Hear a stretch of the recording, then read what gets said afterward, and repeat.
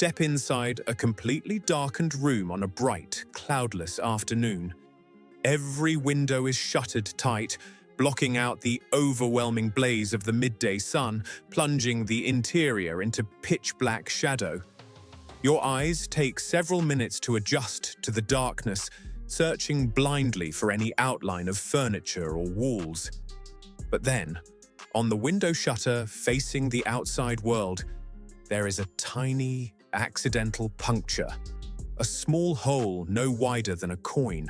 A solitary, concentrated beam of sunlight pierces through the aperture and shoots across the void of the room. When you turn around to look at the blank white wall directly opposite the opening, something truly miraculous appears. There, projected in full, glowing color upon the plaster, is a moving picture of the outside street. You see green trees swaying gently in the breeze, white clouds drifting across a vibrant blue sky, and pedestrians walking past your house. Yet, there is one bizarre, mind-bending twist to this living projection. The entire scene is flipped upside down and reversed from left to right. People walk on their heads across your ceiling, birds fly beneath the ground, and carriages roll inverted across the walls. Long before the invention of cinema, long before television screens, computer monitors, or digital sensors, and centuries before the first photograph was ever chemically fixed onto a metal plate, this breathtaking optical illusion was humanity's very first encounter with a projected image.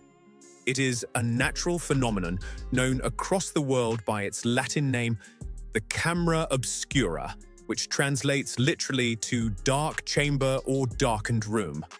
Today, we live in a world saturated by billions of cameras.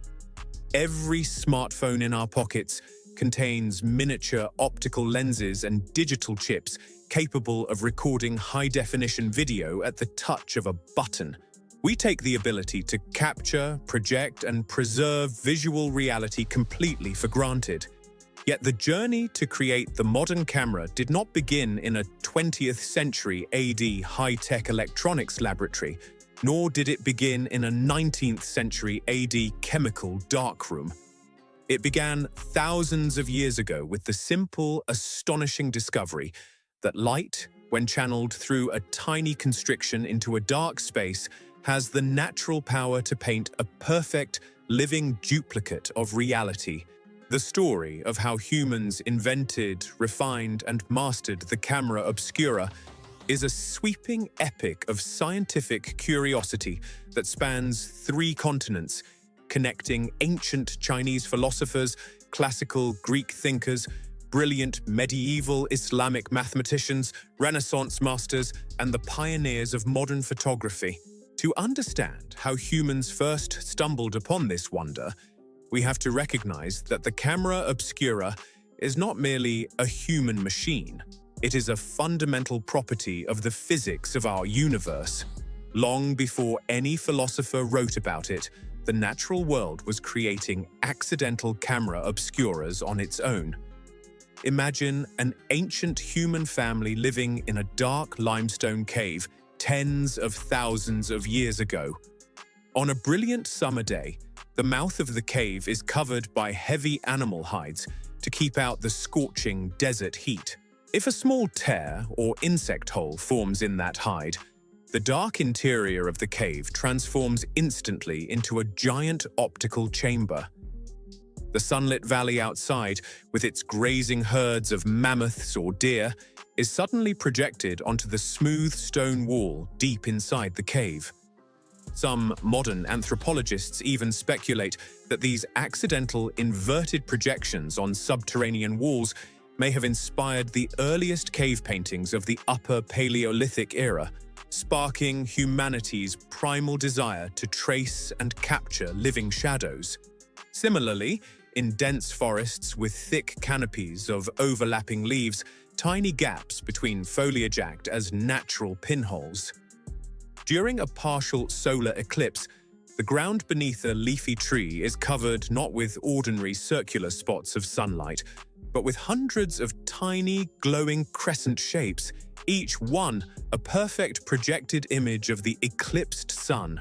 The earliest surviving written record of a human intentionally studying and explaining this optical magic comes from ancient China in the 5th century BC. Around 470 BC, a brilliant philosopher and military engineer named Mozi founded the Mohist school of thought. Mozi and his dedicated disciples were passionate observers of nature, logic, mechanics, and defensive engineering. In the foundational texts of Mohism, compiled in the 4th century BC and known as the Mojing, Mozi recorded a series of groundbreaking optical experiments.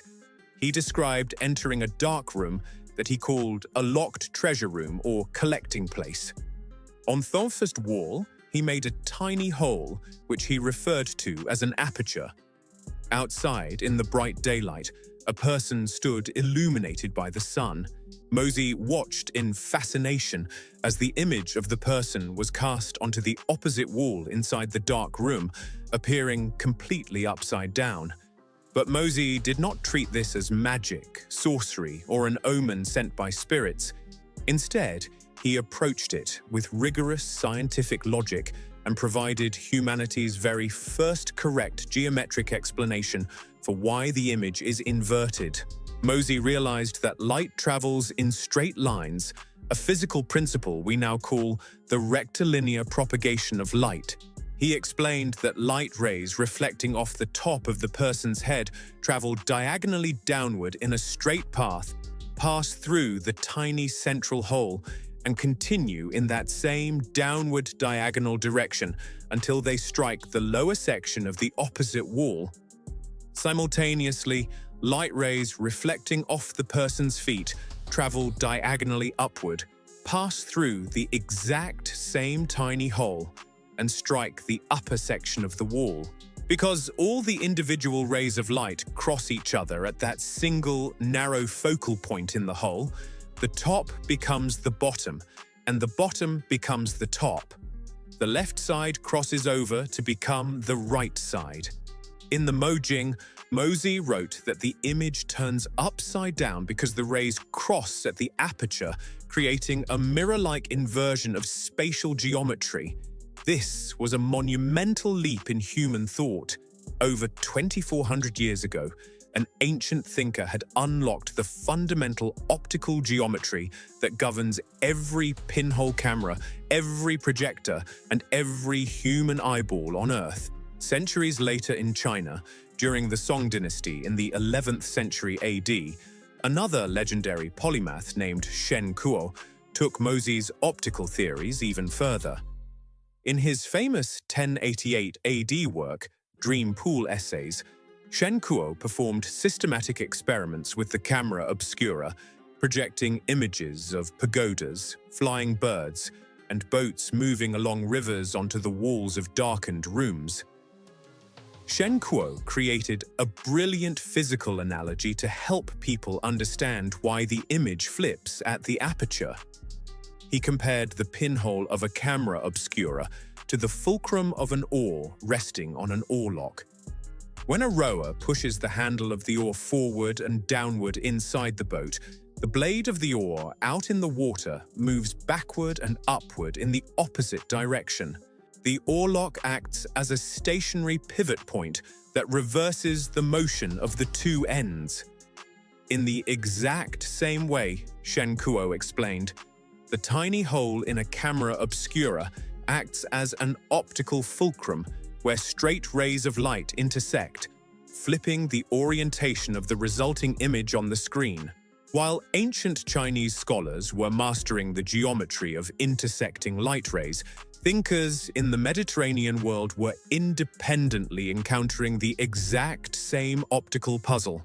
In ancient Greece, during the 4th century BC, the renowned philosopher Aristotle, or one of his close followers writing in the scientific text known as Problems, observed a peculiar visual mystery during a solar eclipse. Aristotle noticed that when sunlight filtered through the small gaps in the wickerwork of a woven sieve, or through the tiny spaces between tree leaves, or even through the small gaps created by crossing his own fingers. The patches of light on the ground below were not square, triangular, or irregular like the holes they passed through. Instead, they were perfect, glowing crescents matching the exact shape of the partially eclipsed sun. Aristotle posed a famous question that would baffle natural philosophers for generations. Why is it that when the sun passes through quadrilaterals, as for instance through wickerwork, it does not produce a figure rectangular in shape, but circular? Aristotle understood that the sun was a circle, and that the tiny hole was somehow projecting the true shape of the light source, rather than the shape of the hole itself. He noted that as the distance between the hole and the ground increased, the projected circle of light became larger and clearer, whereas when the hole was held very close to the surface, it merely cast a shadow of the hole's physical shape. However, despite their brilliant philosophical minds, ancient Greek thinkers hit a massive intellectual roadblock that prevented them from fully understanding the camera obscura, or the true nature of human vision. This roadblock was the prevailing Greek theory of how eyes see. For centuries, the dominant schools of Greek science, led by influential figures like Plato, Euclid, and later the astronomer Claudius Ptolemy in the 2nd century AD, championed what historians call the extramission theory of vision. According to extramission theory, the human eye was not a passive receiver of light from the outside world. Instead, Greek philosophers believed that the eye was an active emitter of visual rays, a fiery or spiritual beam of energy that shot outward from the pupils to touch, probe, and scan surrounding objects, much like an invisible physical cane probing the dark. A competing minority theory, known as intromission and favored by atomists like Democritus and Epicurus, suggested that physical skins or microscopic atomic replicas, called idola, were constantly peeling off physical objects and flying through the air into the eye. Both theories were deeply flawed, because classical scholars believed the eye was constantly shooting out beams of visual energy.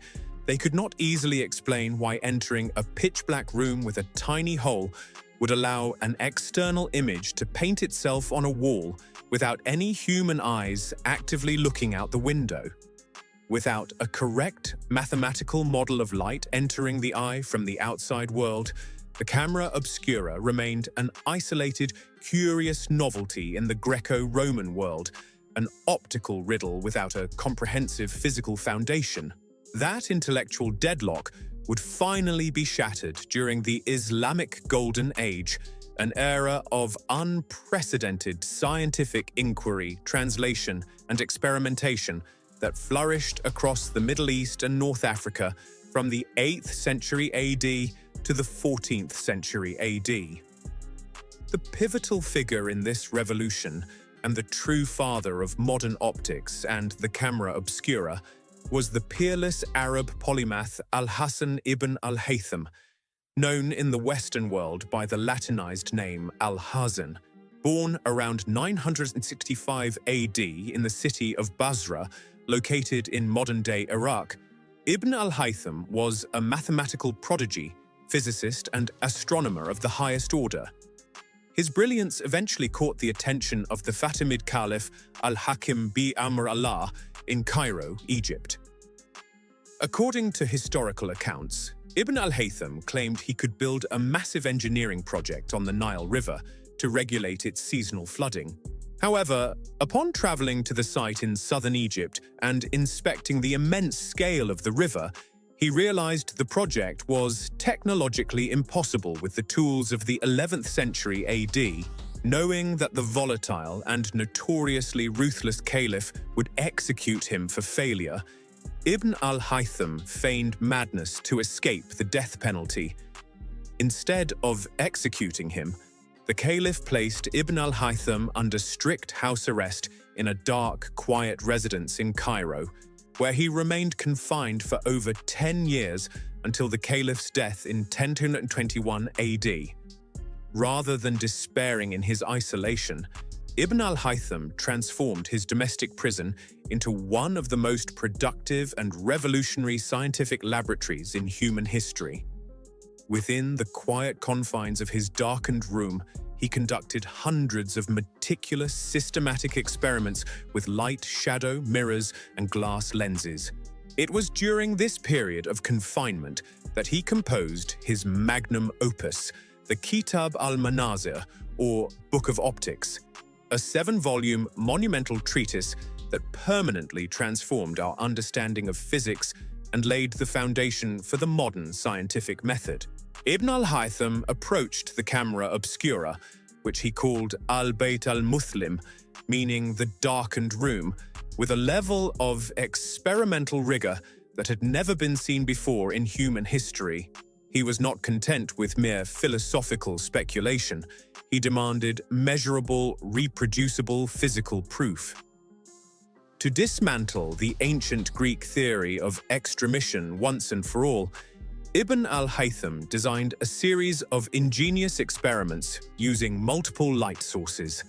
In first famous demonstration, he arranged 5 separate oil lamps in a row outside a darkened room on a dark night. Each lamp was positioned at a slightly different height and location in the courtyard. On the outer wall of the dark chamber, he made a single, tiny, perfectly circular aperture. Inside the room, opposite the aperture, he hung a flat white screen. When the lamps were ignited, Ibn al-Haytham observed 5 distinct bright points of light appearing on the interior wall. Each point corresponded precisely to one of the lamps outside. Most importantly, the point on the far left of the inside wall came from the lamp on the far right outside, and the point near the top of the wall came from the lamp near the ground.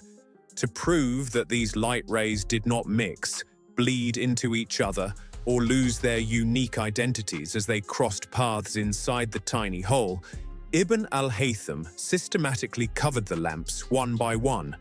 When he covered the first lamp on the right, only the first corresponding spot on the left inside the room vanished, while the other 4 spots remained completely unchanged. When he covered the third lamp, only the third spot disappeared. Through this simple yet profoundly elegant experiment, Ibn al-Haytham proved several revolutionary physical truths. First, light does not emanate from human eyes. It emanates from luminous bodies like fire and the sun, reflects off opaque objects in all directions, and travels across space in straight linear rays. Second, every single microscopic point on an illuminated object reflects light in straight lines in every possible direction. Third, when these infinite diverging rays pass through a small aperture into a dark chamber, the aperture acts as a geometric filter. It selects only one single straight ray from each external point, preventing the millions of other chaotic rays from washing out the surface. These selected rays cross cleanly at the aperture and paint a sharp, inverted, one-to-one geometric replica of the outside world on the opposite wall. Ibn al-Haytham did not stop at explaining the physics of the darkened room. He made the stunning realization that the human eye itself is a biological camera obscura. He dissected animal and human eyes, mapping out the cornea, the pupil, the crystalline lens, and the retina. He demonstrated that the pupil of the eye acts exactly like the tiny aperture of a camera obscura, letting in light rays from the outside world to cast an inverted image on the light-sensitive back of the eye. He addressed the obvious question that puzzled his contemporaries. If the camera obscura and the eye cast an inverted image, why do we not see the world upside down? Ibn al-Haytham correctly reasoned that the inversion is purely optical and geometric, and that the optic nerve carries the visual signal to the brain, where human perception and intellect interpret the scene right side up. Furthermore, Ibn al-Haytham used his al-Bayt al-Muthlim to conduct safe astronomical observations. By projecting the image of the sun during solar eclipses onto the wall of his dark room, he and his students could measure the exact progression of the moon across the solar disk without burning their retinas or suffering permanent eye damage. In the late 12th century AD and early 13th century AD, Ibn al-Haytham's revolutionary Book of Optics was translated from Arabic into Latin under the title De Aspectibus, or Perspectiva. The arrival of this text in Western Europe sent shockwaves through the intellectual centers of medieval Christendom, igniting a passionate interest in optics among scholastic philosophers. In England, the 13th century AD Franciscan friar and philosopher Roger Bacon studied Ibn al-Haytham's writings intensively. Bacon recognized that the camera obscura was an indispensable tool for safe solar observation and mathematical study. In his 1267 AD work, Opus Majus, Bacon described using a darkened room with an aperture to project eclipses, arguing that optics was the fundamental foundation of all natural sciences. Across Europe, scholars like Whitelow in Poland and John Peckham in England built upon these Arab optical texts, spreading the knowledge of the pinhole projection across European universities. By the late 15th century AD, the camera obscura caught the attention of the greatest artistic and scientific mind of the Italian Renaissance, Leonardo da Vinci. Living in an era that prized the mathematical mastery of linear perspective, anatomical precision, and natural realism, Leonardo was deeply obsessed with optics. Between 1490 AD and 1500 AD, Leonardo filled pages of his notebooks, including the famous Codex Atlanticus, with detailed diagrams and descriptions of the camera obscura, which he referred to in Italian as the camera oscura. Leonardo wrote, "If the facade of a building or a place or a landscape is illuminated by the sun, and a small hole is made in the wall of a room facing this, which is not illuminated by the sun, all objects illuminated by the sun will transmit their images through this aperture and will appear upside down on the opposite wall." Leonardo was particularly fascinated by the profound anatomical parallel between the camera obscura and the human eye, which he called the oculus artificialis, or artificial eye. He sketched the crossing of light rays through the human pupil, comparing it directly to the rays passing through the window aperture of a dark room.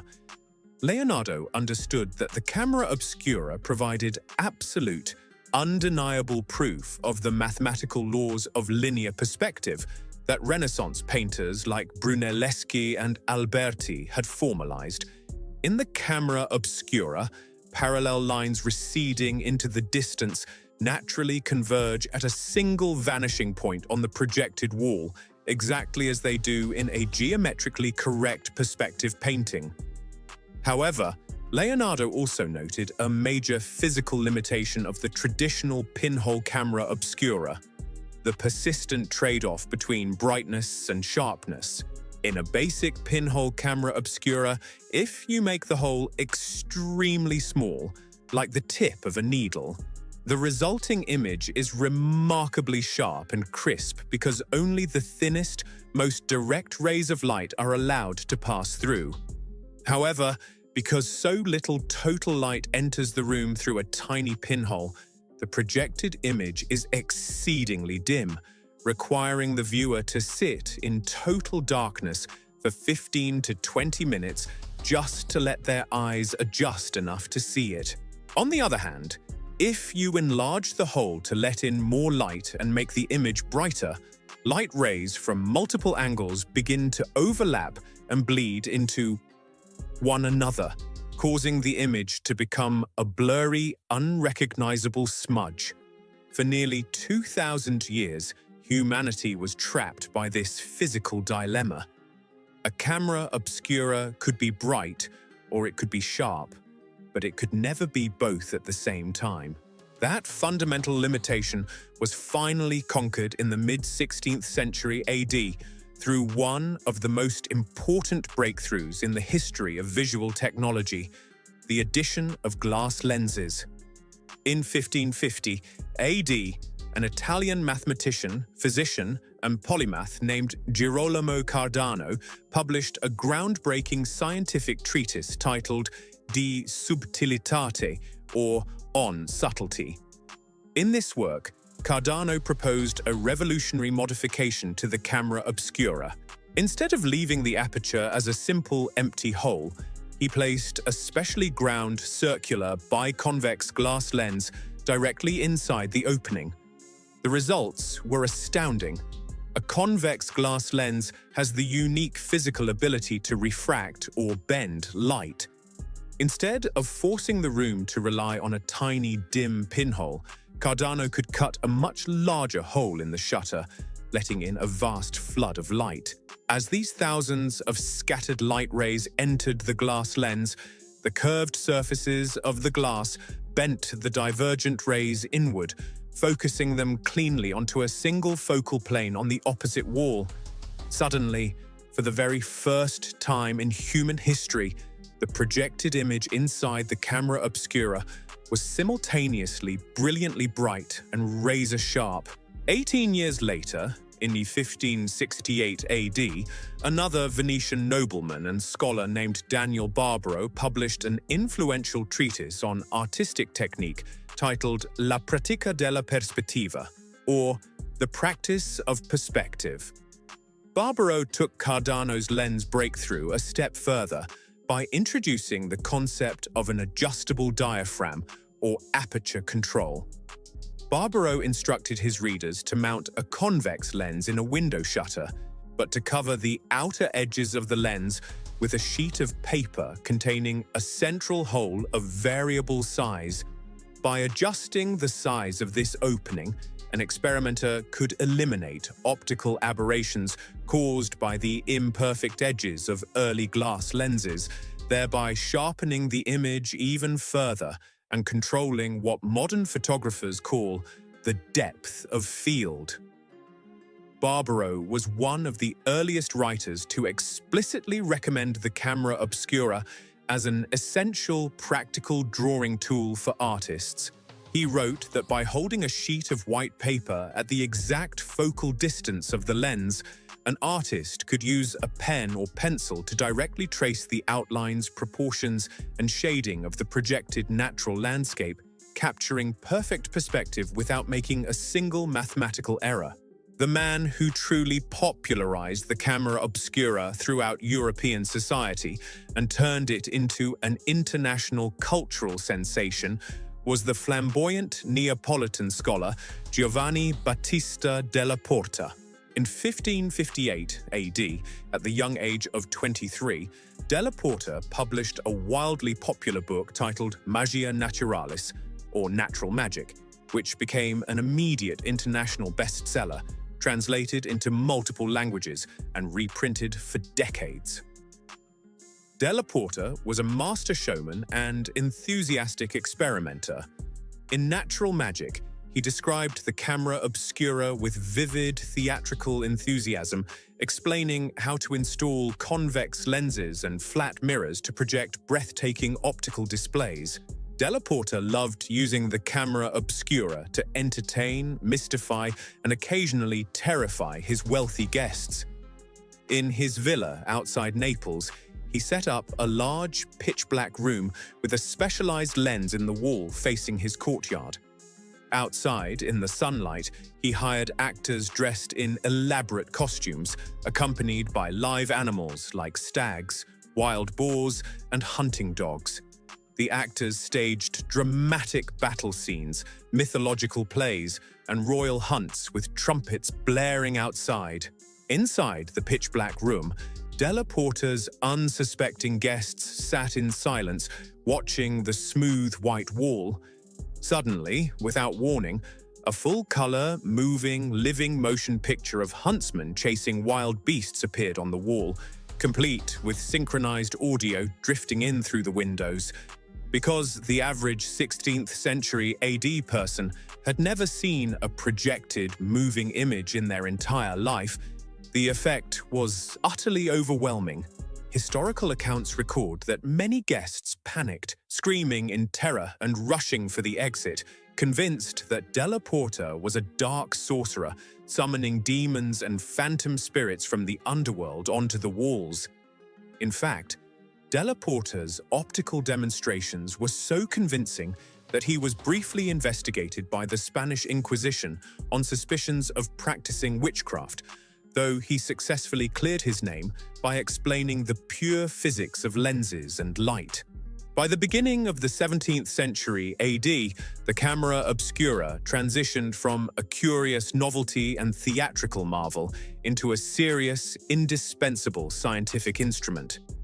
In 1604 AD, the legendary German astronomer Johannes Kepler published an optical masterpiece titled Ad Vitellionum Paralipomena, or Additions to Wheatlow. It was in this seminal 1604 AD text that Kepler formally coined the Latin term camera obscura, forever cementing the name in the scientific lexicon. Kepler was deeply interested in the camera obscura because he needed a precise, reliable way to track solar eclipses, sunspots, and the transit of planets like Mercury across the Sun without damaging his eyesight. Kepler designed innovative optical setups that combined convex lenses with concave lenses to magnify the projected image of the Sun onto paper screens. Kepler also realized that working inside a fixed architectural room was severely limiting for scientists and surveyors who needed to travel across rugged terrain. To solve this problem, Kepler invented one of the world's first fully portable camera obscuras around 1620 AD. Instead of using a brick-and-mortar building, Kepler constructed a portable, light-tight canvas tent supported by wooden poles. At the very top of the tent, he mounted a rotating brass turret containing a lens and a 45-degree angled mirror. The light from the surrounding landscape entered the turret, reflected off the mirror, passed downward through the lens, and projected a sharp, bright image onto a horizontal drawing table inside the tent. By sitting inside the dark tent and rotating the turret with a small handle, Kepler could pan across the entire 360-degree panoramic landscape of the Austrian countryside, meticulously tracing hills, rivers, and distant castles with absolute geometric precision. The invention of portable camera obscuras triggered a massive wave of engineering innovation across Europe throughout the 17th century AD and 18th century AD. Prominent British scientists like Robert Boyle and Robert Hooke in the 1660s AD and 1680s AD designed compact wooden box camera obscuras that could be carried under an arm or transported on a horse-drawn carriage. In 1685 AD, a German monk, mathematician, and author named Johann Zahn published a landmark optical work titled Oculus Artificialis Teledioptricus, or the Artificial Teledioptric Eye. In this book, Zahn unveiled an engineering design that would directly dictate the physical layout of modern photography for the next 300 years, the reflex box camera obscura. Zahn's reflex camera obscura was a small, beautifully crafted wooden box measuring only about 20 to 30 centimeters in length. At the front of the box was an adjustable brass tube containing a series of focusing lenses that could be slid forward and backward to achieve sharp focus on near or distant objects. Inside the wooden chamber, positioned directly behind the lens at a precise 45-degree angle, was a flat glass mirror. When light entered through the front lens, it struck the angled mirror and was reflected upward towards the top of the box. The top of the box featured a flat pane of frosted or oiled glass, protected by a hinged wooden lid that blocked out stray overhead sunlight. When an artist looked down onto the ground glass screen, they saw a bright, razor-sharp, right-side-up image of the scene in front of the box. By placing a thin sheet of translucent tracing paper directly on top of the ground glass, an artist could effortlessly trace the entire composition with a graphite pencil. Johann Zahn's 1685 AD reflex camera obscura was, in every single physical and optical respect, a modern single-lens reflex, or SLR, camera. The optical train, consisting of a front-focusing lens, an internal 45-degree mirror, and a top viewing screen, is the exact mechanical architecture that powered famous 20th century AD film cameras like Hasselblad's and Nikon's, as well as modern digital DSLR cameras.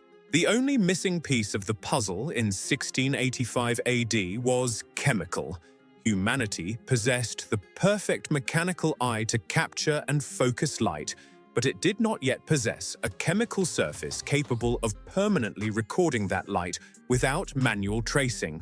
During the 17th century AD and 18th century AD, the portable camera obscura became a ubiquitous, highly debated tool among European master painters.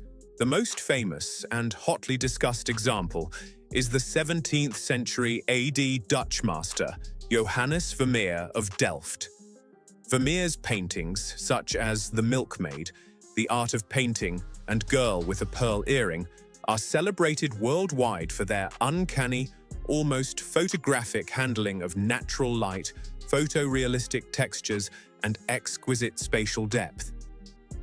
In the late 20th century AD, art historians and optical scientists began conducting detailed analyses of Vermeer's brushwork and discovered telltale optical signatures of the camera obscura.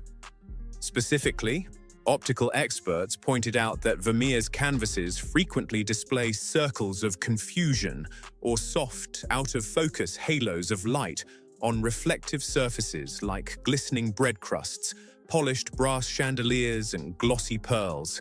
These optical artifacts do not occur in natural human vision because the human eye constantly refocuses its crystalline lens to keep whatever it looks at in sharp focus.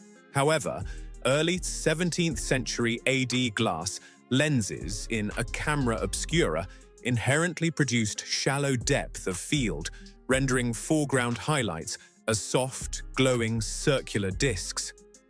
Vermeer did not merely use the camera obscura as a mechanical crutch to trace outlines.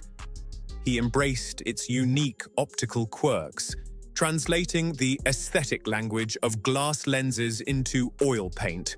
Similarly, in 18th century AD Italy, the celebrated Venetian master Canaletto made extensive use of a portable box camera obscura, which is still preserved today in the Museo Carrara in Venice, to capture the breathtaking architectural geometry and shimmering reflections of Venice's grand canals with mathematical perfection. By the early 19th century AD, the camera obscura had reached the pinnacle of its mechanical and optical evolution.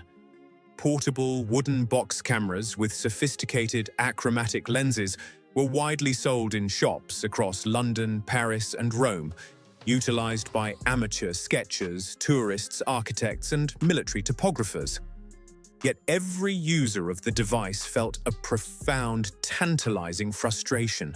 The image projected on the glass screen was breathtakingly beautiful, filled with vibrant colors and subtle gradients of light. But the moment the artist lifted their pencil or the sun sank below the horizon, the image vanished forever into the dark. It was a fleeting phantom, a temporary ghost made of light. The great dream of 19th century AD inventors was to find a way to make the camera obscura paint its own picture, forcing the rays of light to permanently etch their own duplicate onto a physical surface without the imperfect intervention of human hands. The quest to marry the optical camera obscura with light-sensitive chemistry had actually begun in 1727 AD, when a German anatomy professor named Johann Heinrich Schulze discovered that silver nitrate darkens when exposed to sunlight. Schulze proved that this darkening was caused by light rather than heat, but he did not know how to preserve the dark marks permanently. In the late 1790s AD and early 1800s AD, British inventor Thomas Wedgwood, son of the famous potter Josiah Wedgwood, coated paper and white leather with silver nitrate solutions and placed them inside a camera obscura. Wedgwood succeeded in creating faint silhouettes and photograms of leaves and insect wings, but he could not find a chemical way to stop the unexposed areas from turning black when brought out into normal room light. His images could only be viewed for a few seconds by candlelight before fading into total darkness. The ultimate breakthrough occurred in France in the 1820s AD through the relentless experiments of a brilliant inventor named Joseph Nicéphore Niepce. Working at his family estate in Saint-Lô-de-Varennes, Niepce abandoned silver salts and turned to a light-sensitive natural asphalt known as bitumen of Judea. Niepce dissolved the bitumen in lavender oil and coated a polished pewter metal plate with the thin, yellowish varnish. In the summer of 1826 AD or 1827 AD, Niepce placed this bitumen-coated pewter plate inside the back of a standard wooden box camera obscura. He placed the camera on the windowsill of his second-floor workroom, pointed the brass lens out the window toward the courtyard, and uncapped the lens. For 8 continuous hours, the camera obscura sat on the windowsill, silently drinking in the sunlight reflecting off the surrounding barns, rooftops, and pigeon house. As the sun moved across the sky over the course of that 8-hour exposure, the intense rays of ultraviolet light hardened and polymerized the bitumen on the brightly illuminated sections of the metal plate, while the bitumen in the shadowed areas remained soft and soluble. At the end of the day, Niepce removed the plate and washed it in a solvent mixture of lavender oil and petroleum. The solvent easily dissolved and washed away the soft, unhardened bitumen from the shadows, leaving behind the hardened, pale asphalt on the highlights, exposing the dark, bare pewter beneath.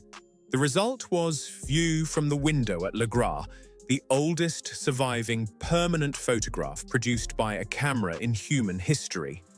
The mechanical camera obscura, which had begun as an accidental pinhole in an ancient cave and a philosophical thought experiment in ancient China and classical Greece, had finally captured reality. Light had been permanently frozen onto metal. Following Niepce's historic breakthrough, the evolution of photography exploded at an astonishing pace. In 1839 AD, Niepce's partner, Louis Daguerre, unveiled the daguerreotype process to the French Academy of Sciences using highly polished silver-plated copper sheets fumed with iodine vapor inside a wooden camera obscura and developed over heated mercury vapor. The daguerreotype produced breathtakingly sharp, mirror-like images with exposure times reduced from 8 hours down to a few minutes. In that exact same year, 1839 AD, British polymath William Henry Fox Talbot announced the invention of the calotype, a negative-positive photographic process on paper that allowed a single negative captured inside a camera obscura to be endlessly reproduced as multiple positive prints. The arrival of chemical photography in 1839 AD transformed the camera obscura overnight. The optical box was no longer called a camera obscura, it was now simply called a photographic camera. Over the next 2 centuries, the basic wooden box with a lens and an aperture underwent a staggering technological metamorphosis. In the late 19th century AD, George Eastman introduced flexible celluloid roll film and the portable Kodak camera, democratizing photography for millions of everyday citizens. In the 1890s AD, the Lumiere brothers and Thomas Edison introduced motorized mechanisms to pull film rapidly past a camera obscura aperture at 24 frames per second, inventing motion pictures and giving birth to global cinema. In the late 20th century AD and early 21st century AD, chemical film was replaced by electronic charge-coupled devices and CMOS digital image sensors, converting light rays into digital data of ones and zeros. Yet despite all of our cutting-edge microchips, artificial intelligence algorithms, satellite imaging arrays, and smartphone computational photography, the fundamental optical physics inside every modern camera remains completely unchanged from the principles discovered thousands of years ago. When you point your smartphone to take a photo of a sunset today, light rays reflect off the clouds, travel in straight lines across the landscape, pass through a tiny glass aperture, cross each other at a focal point, and project an inverted duplicate of the world onto a light-sensitive sensor inside a dark, light-tight electronic chamber. Your high-tech smartphone is, in the truest physical sense, a direct descendant of Mozi's locked treasure room, Ibn al-Haytham's dark chamber in Cairo, and Johann Zahn's wooden reflex box. Today, room-sized camera obscuras are still preserved and cherished across the world as living monuments to scientific history and optical wonder.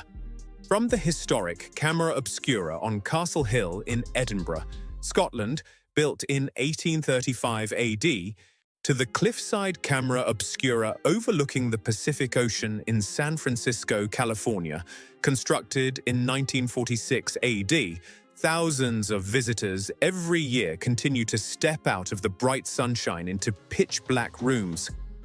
As their eyes adjust to the darkness, they watch in absolute awe as the living, moving, inverted shadows of the outside world paint themselves upon circular viewing tables, experiencing the exact same magical sensation that captivated ancient philosophers, medieval Arab scientists, and Renaissance painters. The invention of the camera obscura is a timeless testament to human curiosity, a profound journey that taught humanity not only how to capture the fleeting beauty of our world, but how to understand the very nature of light, vision, and reality itself.